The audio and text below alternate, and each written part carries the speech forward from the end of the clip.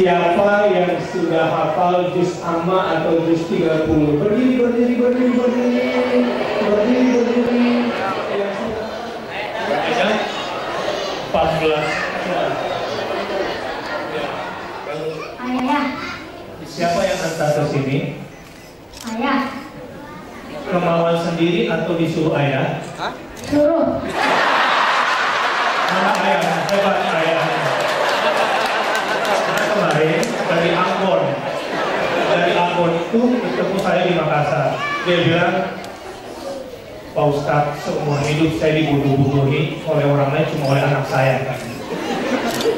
Ketika nonton Hafiz Indonesia, anak saya bilang begini, Bapak bodoh, kenapa tidak mendidik saya jadi Hafiz seperti itu?